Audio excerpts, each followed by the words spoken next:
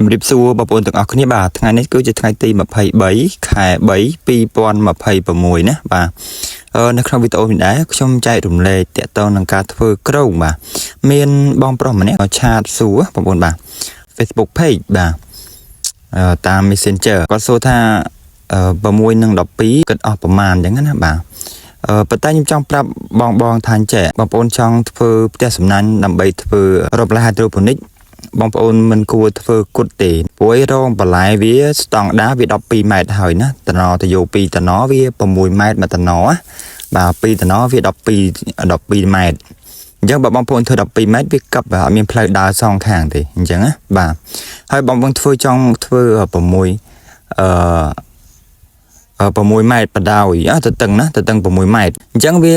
អត់មានផ្លូវចេញដើរចេញចូលទេបងប្អូនណាយើងទុកផ្លូវដើរប្រហែលជាកន្លះម៉ែត្រឬក៏6ទឹកទៀតណាបាទចេះវាគុណគូមើលទៅវាអត់មាន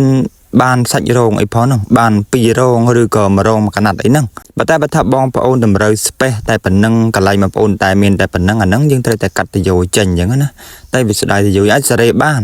ឬក៏យើងប្រើទៅយកមូលក៏បានដែរអញ្ចឹងណាវាអាហ្នឹងវាមាន2ជំរើសបងប្អូនចង់ធ្វើជាដាំនៅលើដីផ្ទះសំណាញ់ដាំលើដីក៏ត្រូវគិតពីទំហំប្រវែងរងដែរអញ្ចឹងណាទៅរងយើងធ្វើ12ម៉ែត្រឬក៏10ម៉ែត្រអីចឹងអាហ្នឹងវាអត់បញ្ហាទេនៅលើដីយើងទុកផ្លូវដើរកន្លះម៉ែត្រសងខាងឬក៏ម៉ែត្រសងខាងអញ្ចឹងណាសម្រាប់បងប្អូនដែលគាត់ចង់មានបំណងចង់ប្រឹក្សាអីបងប្អូនអាចប្រឹក្សាបានណាតាមលេខ Telegram 092 29 89 82អរគុណបាយបាយសំណាងល្អ